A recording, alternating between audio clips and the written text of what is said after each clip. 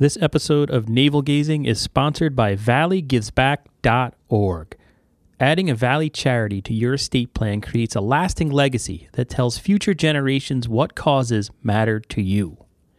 Your action will inspire others to follow your lead and make a difference. With a planned gift, you have the power to impact the Valley community forever without affecting your current lifestyle. Learn more at valleygivesback.org, an initiative of the Valley Community Foundation. Plan now, give later, and impact tomorrow at valleygivesback.org.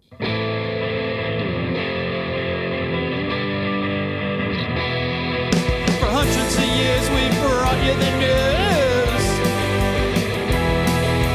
Printed the info, we gave you the clues. Owners' profits were always sky high.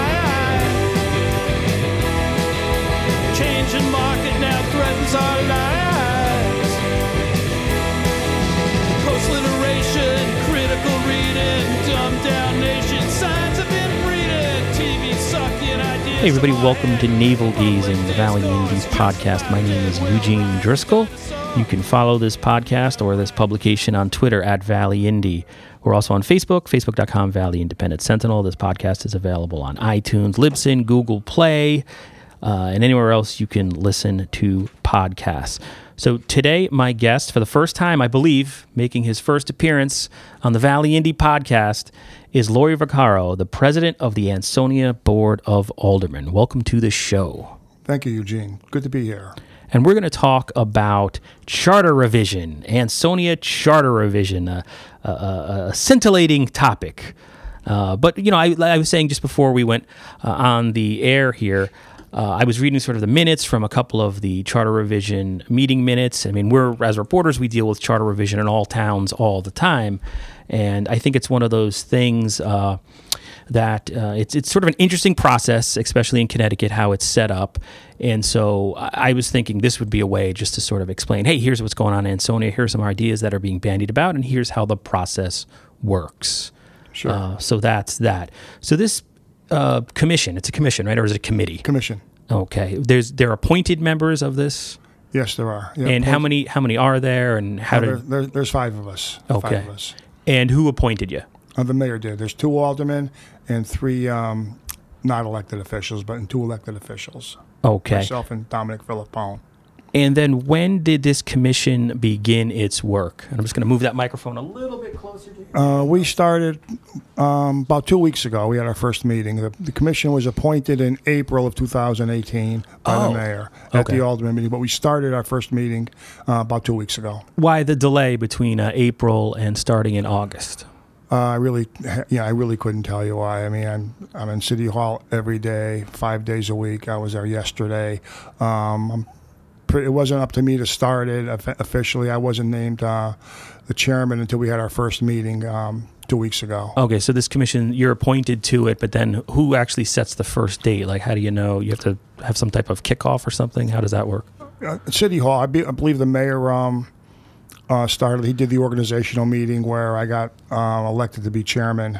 We had our organizational meeting followed by our public hearing, and then we got into our meeting after that. So there was actually 3 meetings that night. Okay. Oh, so this is relatively new. All right, so we're right on top of this. I thought we were way behind because I saw it started in April. I thought we were missing all the discussion. All right, so that's good. So a charter, actually, for people who don't know, a charter is essentially the blueprint for city government. It's pretty much the Constitution of Ansonia, exactly. Yeah, so talk about what are some of the things it governs, for example, for people?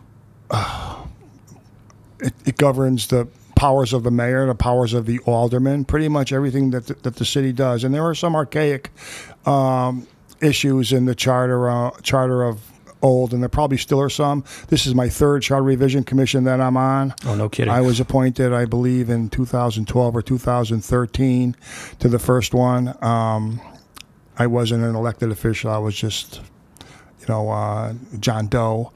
And that was... And you went back 2 more times? What's the matter with you? That's good.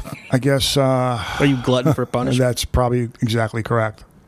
So what was the motivation to start up another charter revision commission? Since there's been a few over the years, what do you think the driving force behind this one is? Like, who wanted this? I think there was some discussion in City Hall about putting the Board of Ed and city budgets out to referendum. That's one of the issues that came up at the public hearing, and one of the issues that at the last meeting we kind of tasked John Marini, our Corporation Counsel, into getting a language for that. Now, whether or not that's going to pass, I couldn't tell you. There was also some talk about 4-year terms for the mayor and the Board of Aldermen. That's on our agenda, quote unquote, and as well as some issue with the Recreation Board to probably like Al Smith, Smitty, as he's affectionately known by, as a lifetime honorary member and chairman of the Recreation Commission, emeritus with full voting rights. And we might have to add another, we might want to add another person on the Recreation Board, so that has to go through a charter as well. Those are 3 of the issues that we spoke about at our last meeting and the first meeting as well. Well, we didn't speak about recreation at the first meeting, but the other 2 that we definitely did. Also, Nancy Valentine, our registrar of voters for the Republicans, came to the Charter Revision meeting, the public hearing. She spoke about ward reductions, and that was an issue in 2016-17, which went to the voters, and I believe it was shot down by maybe 25 votes. A really close margin, yeah. Close margin. Okay, so let's talk about the process itself. You mentioned, and because people might be taken aback by the fact that, oh my Lord, you already had a public hearing on this thing. But the way this process works in Connecticut, from what I understand, I've only covered charter revision in Derby, but basically you form the commission, and then the first thing, or commission. All right, I'm confusing myself. The first thing you do basically is hold the public hearing, and basically you're looking for, hey, we've started this thing. What changes does anybody from the public want to see? And that was the purpose of that first public hearing, correct? Yes, that's correct. Right. And then when do you meet?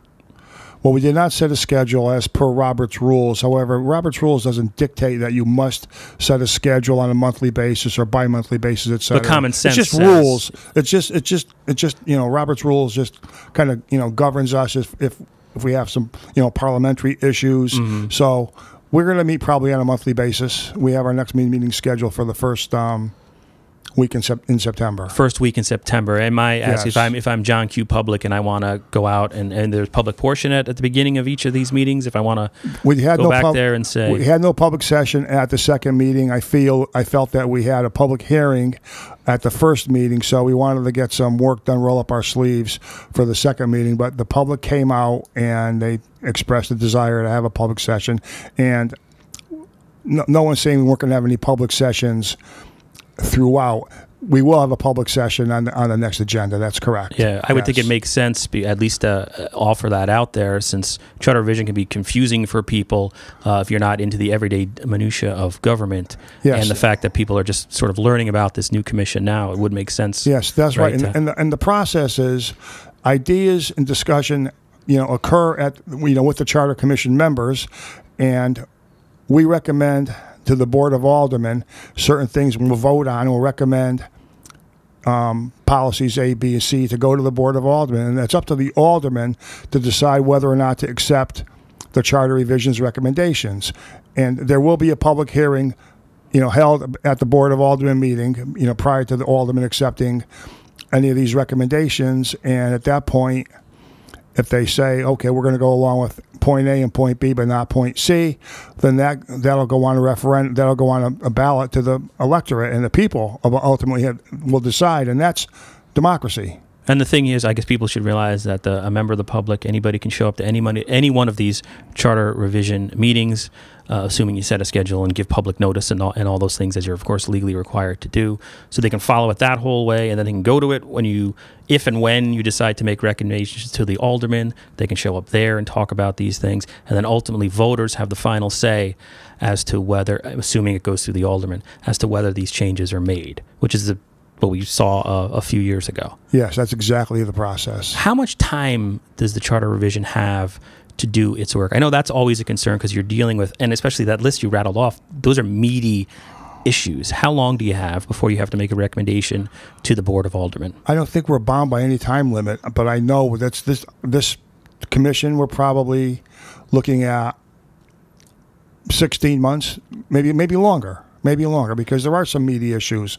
The referendum issue for budgets, both for the city side and the Board of Ed side, 4-year terms. I mean, I'm not a young buck anymore, and do I want to be on, if it happens, I mean, we will vote on this, say, in 16 months, and if I run again, I'll be elected for my 4th term, hopefully, and that'll be a 2-year term, so it might be a 4-year term beyond that. And do I want to be, on the Board of Aldermen for maybe another 6 or 7 years? I don't know. Okay, so that's you. But then in the process itself, though, you don't have a formal time limit for the Charter Revision group to make its recommendations. Like in Derby, I think they said they gave themselves a year, I think it was. And they said, we're going to have our drop dead date so it doesn't go on and on and on and on. Is there anything like that in mind where you have a goal or an end point during which or at which time you want to make your recommendations to the Board of Aldermen? No, but we're hoping to finish up before the next, within 16 months, before the next 16 months election. Is what it's looking like. Okay. Yes. So let's talk about some of these general changes. So right now, I mean, actually the budget process in Ansonia, just since we launched in 2009, has undergone some major transformation.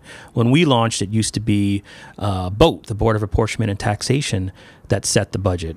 And then that change in the previous Charter Revision Commission, correct? Yes. And, those are basically dedicated citizens of Ansonia who serve on the Board of Apportionment and Taxation, spend their time away from their families, and roll up their sleeves and do some hard work. But they are not elected by the people. So the aldermen, as expressed by the people have voted to give the aldermen, the elected officials, some say in their budgets, and that's pretty much taxation with representation. If I remember, there was an accountability issue, because if you're a member of the Board of Aldermen, the way it was before, from what I remember, at least the debate politically, locally, was, well, you don't have to really weigh in or take a stand on the budget, because you could just say, not my problem, that's BOAT. And then sort of Mayor Cassetti's administration was a driving force, saying, no, it should be in the alderman's hands, so there's more accountability to the voter. Like if you decide to raise taxes, you can't say, oh, this is appointed committee who did it. That was essentially Yes, exactly. And unlike Derby, the tax board in Derby, they are elected, I believe. Yep. So maybe that could be an issue for charter revision. We're just... At the very beginning, there's still ideas that could come on. Right. And so this idea at this point, and we should say this is just an idea, there's nothing even formal at this point, but to have referendums of some kind, maybe separate referendums for the school district and the city budget. What do you think, in your opinion, is the motivation behind that? I mean, obviously, we saw this year, just in this office, the sort of issues between the aldermen or city hall or the mayor's administration and the school board and the superintendent really come to a head. I mean, lawsuit. So there was a real breakdown between the relationship and the everyday governing of the city in that respect. Is this a way to sort of eliminate that sort of contention and take it out of sort of bureaucrats' hands, for lack of a better word? Yeah, that will be one benefit of that process, but it would put the budgets in the hands of the voters who do pay the bills. So that's one of the reasons why we want to explore that. Whether or not it's going to pass, it's really up to Charter Revision to devise a way, and we're going to probably call in Kurt Miller, the first selectman in Seymour. That's his, that's Seymour. It's a similar plan for their municipal budget. Maybe some other mayor or first selectman from another town to get their feedback, pros and cons. How do you feel if you could start anew? Would you want to do the budget by referendum, or would you want to have the elected officials, the aldermen, their selectmen, decide how to spend the taxpayers' money? And I know in Seymour, what they do is they have it goes out to vote. Obviously, they don't have a tax board doing it. but one can pass and one can fail. And they're actually doing their own charter revision at the moment to possibly change the way their budget goes out as well. What about, I'm thinking the fear might be, and maybe it already exists, I have no idea, I don't cover Ansonia, I'm just going on years of experience as a reporter, the fact that the school budget could potentially always be voted down at that point. Is there any fear that could happen? And in Seymour, we saw a budget had a 0% increase, and it was rejected by voters. But that was the will of the people. But absolutely, that could happen. And is that good or bad? I mean, it depends. Certainly, we have to fund the schools. Mayor Cassetti has funded education, although you'll get some people that might not believe that. But if you look at the facts, the Board of Education has been funded, quite generously by our mayor. Hi, this is Eugene Driscoll, most likely interrupting myself to bring you a message from our sponsor, valleygivesback.org. Adding a Valley charity to your estate plan creates a lasting legacy that tells future generations what causes mattered to you. Your action will inspire others to follow your lead and make a difference. With a planned gift, you have the power to impact the Valley community forever without affecting your current lifestyle. Learn more at valleygivesback.org, an initiative of the Valley Community Foundation. Plan now, give later, impact tomorrow at valleygivesback.org.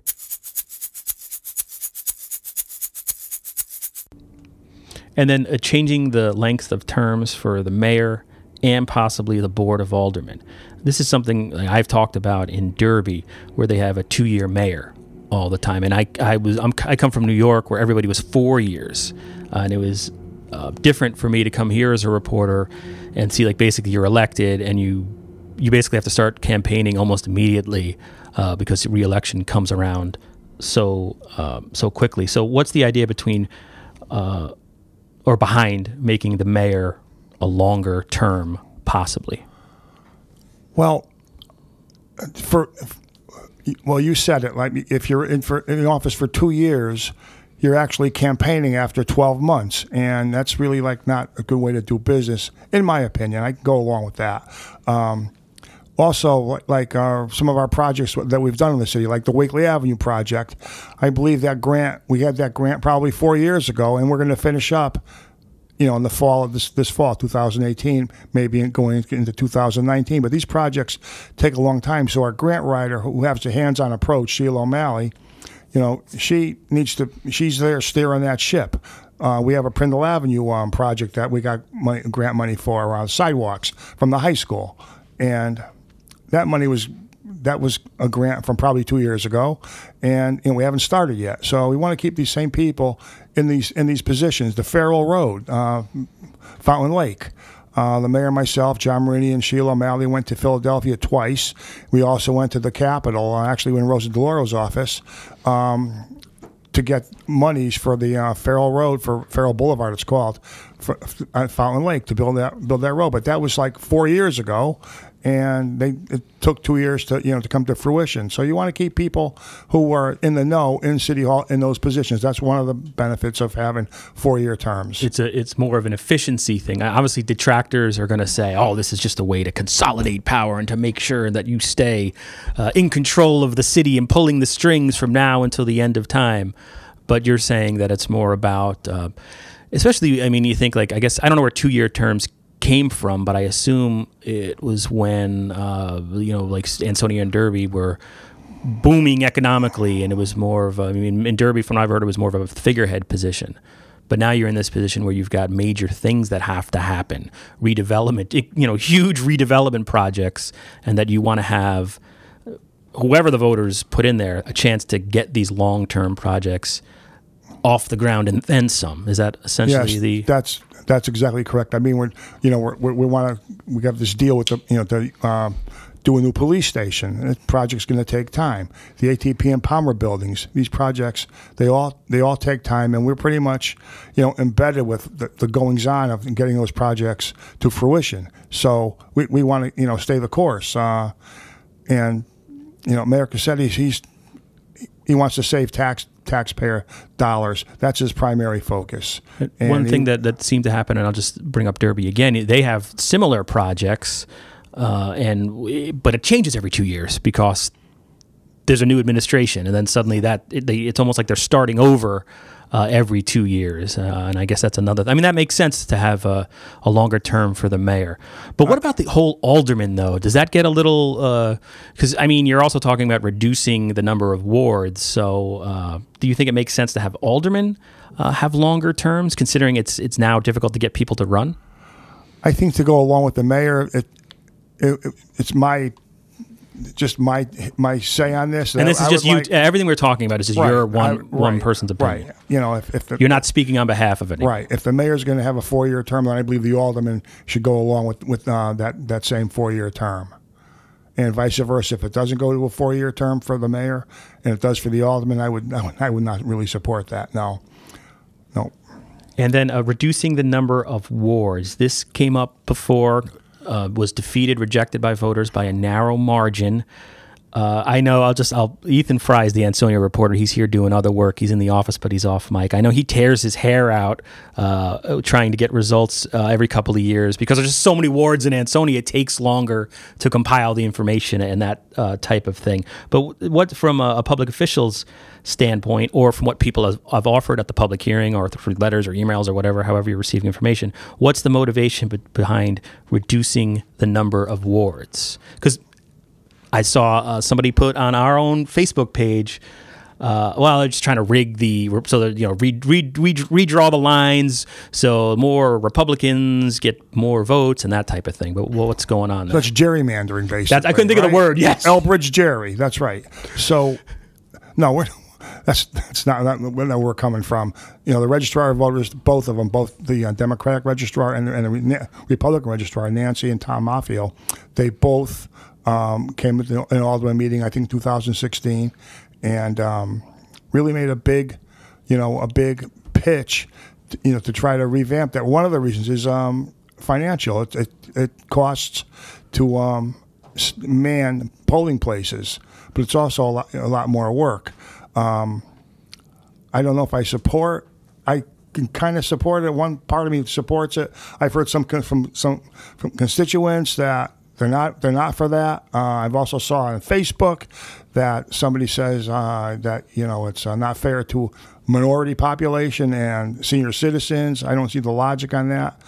We already have 2 wards voting pretty much at the middle school, 4th and 5th wards, and we have my ward, the 2nd ward, as well as the 1st ward voting at the Ansonia Armory. So we're already down to the 2 voting areas on the hilltop, and the 4 wards that are combined into 2 polling places, in middle school and at the Armory. And then, Ethan, if you're off mic, but haven't we done like stories or at least reported during past elections? I don't know. Maybe we never put it into a story, but wasn't like the voter turnout at some of these wards like extremely?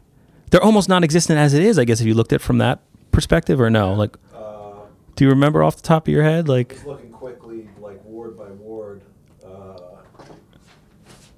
This part I'll have to edit down. It'll just be nearly or more than 1,000 voters in each ward. More than 1,000 voters in each ward. Except for the 4th. Except the 4th. Like, there's been aldermen's races where aldermen have been elected with like 100-something votes. So you can get elected with 100 votes. 100, between 100 and 200. Okay. I'm pretty sure in past elections. So yeah, very poor turnout. That seems to be the case in all these elections. So. Okay, so that's reducing the number of wards. And why, like the constituents that have said, well, I don't really like that, have they given any particular reason, or is it just that people are resistant to something that's, I mean, it's a tradition, it's embedded in the city of Ansonia, literally. What are their reasons for opposing that, at least at this point? Well, like you said, tradition, it's the dreaded C word, change. One of the issues, I mean, people didn't vote in the proper polling places when we moved from St. Anthony's Church to move that polling place to the Armory. And I'm sure that when they had issues over with the 4th and 5th wards at the middle school, people didn't know where to vote. So It's the dreaded C word. Change, I believe, is one of the issues. Versus aldermanic representation, we're going to lower the number of aldermen. I believe someone came at our public hearing and, mentioned lowering the amount of aldermen of representation. But, people want to have representation. I get calls. I talked to somebody in City Hall today for a half an hour. I got a call yesterday for a half an hour from somebody, not in my ward, but asking me questions. So I'm pretty much hands-on. I don't know if other aldermen get a lot of calls like I do, but I'm in City Hall every day, and So is reducing the number of representatives would this also be reducing the number of people on the Board of Aldermen? If you reduce okay. It could, but that's a charter issue as well. That would be separate from, you could have the same number of wards and the same number of people on the Board of Aldermen. Excuse my ignorance here, but. No, we didn't talk about that yet, but that's it could be. Probably right. Okay. Right. Okay. Yeah, how many people on the Board of Aldermen right 14. now? 14. Wow. And how many people live in Ansonia? 19,000. Like 19,000, something like that. Wow, okay. But Derby has 3 polling places, 3 wards, I believe, right? Yes. Yes, they do, yes. And Shelton, do they have 7 polling places? I don't know, but I don't think they do. Yeah, do you know? Do they have a... that's a... At least I'm asking Ethan. At least 2. We don't know. Yeah. All right, this last one's juicy, too. Prohibiting aldermen from receiving salaries or payments from the city or school district. That's an interesting one. Where's that coming from? That's already in the charter that aldermen can't get a city salary, I believe. I believe it's part of the charter currently. Are they supposed to get a waiver of some kind granted by the Board of Aldermen to allow them to serve, or this is just one of those, this is just happening and it hasn't been discussed. It just came up, and we're going to certainly look at that. And we were, not myself, but somebody contacted City Hall and wants to change that, and that person might very well be coming on to charter revision. We are going to add a member or 2.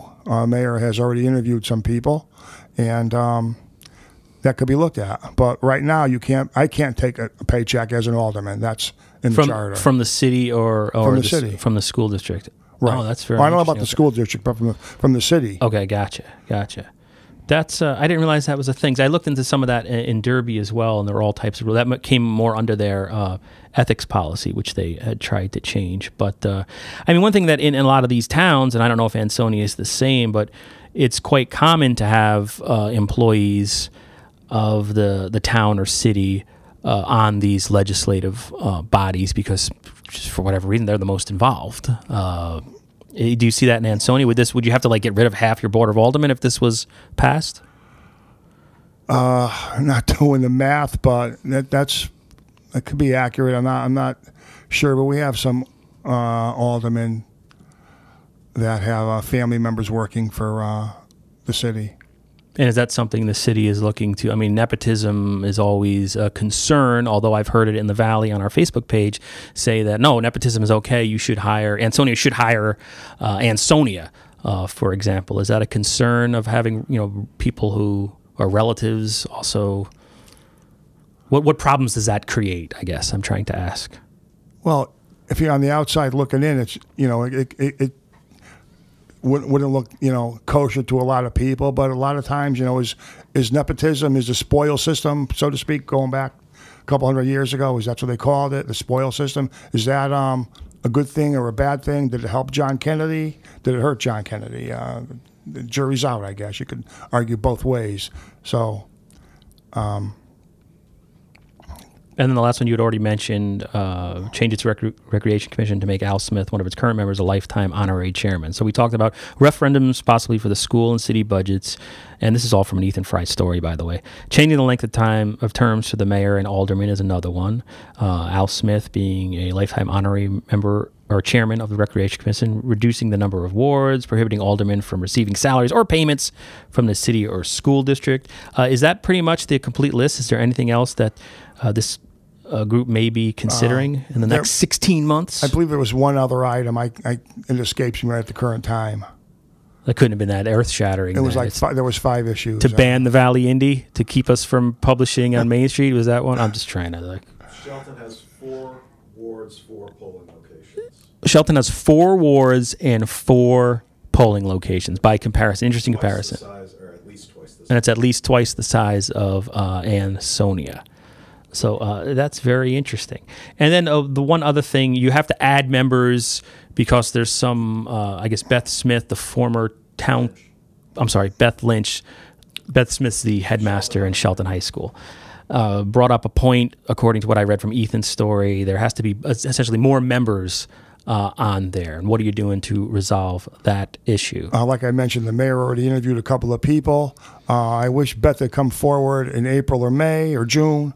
You know, when we were appointed back in April. So to bring it up at our meeting last week, kind of like, were you waiting to spring this on us in a public session, in a public forum? Just let us know in April or May. Call me, call the mayor, call John Marini, call someone in City Hall and say, by the way, the state law says you're supposed to, can only have 30% members being elected officials, and so we had 40%. So let us know in April or May or June, not like the last minute to sort of say, gotcha, but that's how it came across to me. Beth. Although we don't have her here, and I haven't asked her, but maybe she didn't realize. Maybe she only looked into it because I don't think we knew the charter revision was happening until like a week ago, and that's through our own fault. We just didn't check it, I guess. But maybe she just did it because that's the time that presented itself. Or I'm just trying to play. Okay, whatever. Right. The old BOD defense, the old benefit of the doubt. I served on charter revision in 2012-13 with Beth, so. It is what Who knows? Okay. Let me just ask you this, because we've now talked about charter revision, but just in general in Ansonia, we just went through that, and we're not even directly involved, but the whole school versus or school board or school administrator or school superintendent versus the Mayor Cassetti administration. It was hard to just even cover that because it became very sort of personal, and the mudslinging and distortion of facts that was out there. Is there any hope? Because as a reporter, we're a nonprofit reporter, we probably won't be here in another 2 years because it's hard to fund these things. And yet we're accused of being biased and all this other stuff.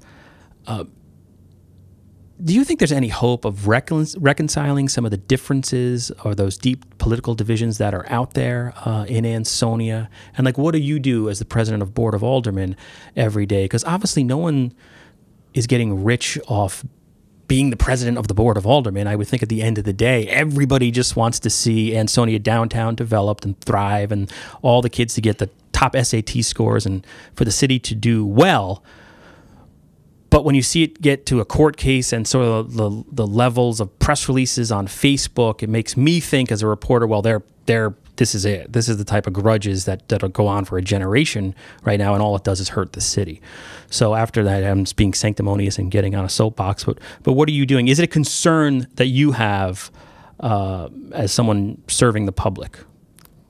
It certainly is. We'd like to have a collegial relationship with the Board of Ed. I mean, you don't get this animosity and hard feelings between the boards of Ed in Derby, Seymour, and Shelton, like we do in Ansonia. They're pretty much friendly. Mike Wilson went from Ansonia to be the superintendent up in Seymour. They enjoy a good relationship with the city. Derby, Dr. Conway has a good relationship with the city, the mayor, etc. Ansonia, where Mayor Cassetti has supported education, and you could do the research. We've supported education, big league. Sorry, compared to prior. What's big league? It's Donald Trump. Oh, okay. Big league. Oh, I thought you said Big Lee. All right. Sorry, I didn't He realize uses that. both, I think. All right. But we have supported education, and I believe the superintendent realizes that. But yet we had this issue with the state passing this public act last year to allow the municipalities to take back funds because the state passed their budgets, I believe in October, so late. So we exercised that right that the state gave us and took back the $600,000. And now it's a court case. But, when things go to court, there's motions for discovery and, what is being spent on, it's all going to come out. I mean, are you spending money on essentials? Are you spending money on things that you're non-essentials, things that you want. So it's all going to come out, in court, and hopefully it'll be resolved before October 2019. Yeah, because that was one thing we noticed, that the end date or the next court date is ridiculously a long time from now. It's just, that's right. So, do you get sick of, like, I know you write letters all the time, and then somebody else writes a letter, and there's sort of this counterpoint that goes back and forth, and it starts to weigh on our souls just reading all this, because we sometimes think, well, we're just throwing gasoline onto a fire by doing all this, but then who are we to limit somebody's ability to write a letter? Does it weigh on you, sort of this divisiveness that seems to have taken hold in Ansonia to a certain extent? It certainly does. I mean, somebody came to the Charter Revision Commission and took a shot at Sheila O'Malley about something ridiculous, nothing to do with charter, but just to come and take a shot at somebody, and that's what happened. There's a lot of naysayers in town, and I want to raise taxes. I don't want to raise taxes. Don't use the fund balance, but keep our services where they are. But don't raise taxes. But raise taxes. They're all over the place, and down is up, up is down sometimes. And yes, I'd like to put a stop to that if I could, but. And then, given that sort of climate that's out there, for better or worse, in Ansonia right now, is there anything that the Charter Revision Commission has to do differently, or is there any plan in place to sort of get people on the same table, or at least to explain to them, hey, here's what we're doing? Or is it just plow ahead like a rhino and do the political fighting when you have to? How do you think this process will work? Because ultimately you need to convince voters. Then again, Mayor Cassetti and his administration wins by massive margins, so maybe that's already happening. But and that's it. So so keep charter revision open and transparent. And yes, I'll have a public session at the next meeting. But Mayor Cassetti's interested in keeping taxes low and affordable and streamlining government. So that's what we're trying to do. But it's he wants action, not rhetoric, and that's what we're trying to accomplish, in charter revision, and also in the city, and also with the Board of Aldermen. We're trying to just move the city forward.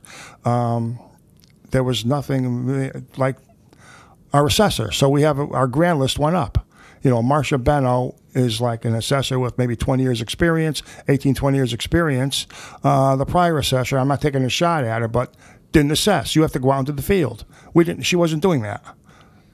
So now our grand list went up, and we're going to continue to grow the grand list.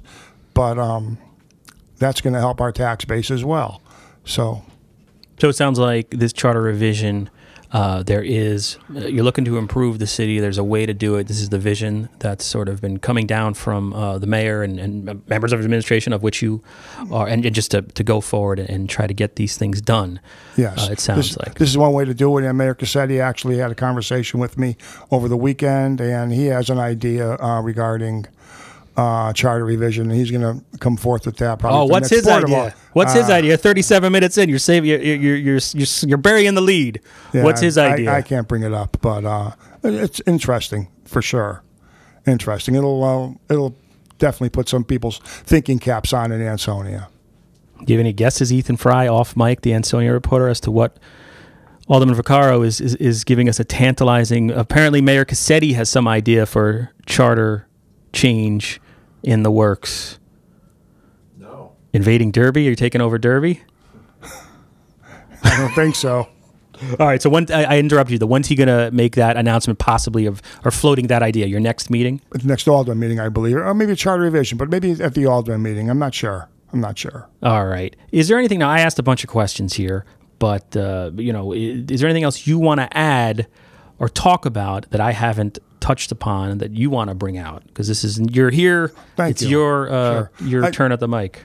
No, I'd like to say that we are going to put one or two members on charter revision at the next Alderman meeting, and we want to put people who share Mayor Cassetti's vision to keep the city moving in a positive direction, and from the voters list, both Republican and Democrat. I don't know. He told me some names, and I couldn't tell you their party affiliations, but he told me they were good people, and I know one of them. So we just want to move forward and do the positive things for Ansonia. And now you just made me think of another question, though. Is there any thought given to, in addition to having someone who shares the vision that Mayor Cassetti and the administration has to move Ansonia forward, just to bring in somebody on who doesn't share, who doesn't like the mayor or the direction the city is going, just to bring them on to have that counterbalance, because it's always good to have a check and balance. I'll answer this for myself. I would say we want to put people on, and I'll be repetitive, we want to put people on who share Mayor Cassetti's vision and desire to move the city forward, not to move the city backwards. And there are a lot of people out there, just look at the meeting that we had last week, who are, just in City Hall, talking negative things. And do I want to put some of those people on charter revision because they're the alternate opinion? Personally, no, I don't. I want to put positive people on who want to move the city forward. Okay, Alderman Vaccaro, I want to thank you so much for coming here today, impromptu, and just talking randomly to me about charter revision in the city of Ansonia. And I guess people can go to the government's website, thecityofansonia.com, to find out more and to track when these meetings are happening. Thank you. Thank you. My pleasure. Maybe you'll have me back. Absolutely.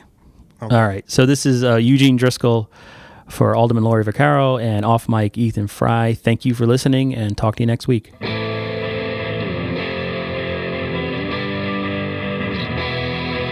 hundreds of years we've brought you the news. Printed the info, we gave you the clues. Owners' profits were always sky high. Changing market now threatens our lives. Post-literation, critical reading, dumbed down nation, signs have been breeding. TV sucking ideas from our head. Public discourse just about dead. We'll ride the dinosaur. Yeah, ride the dinosaur. Our readers are in the opens each day. Online clickbait, a prurient way. It's free information here to stay. Not even hookers give it away. Advertising, metastasizing, newsroom shrinking, constant attrition. We'll ride the dinosaur.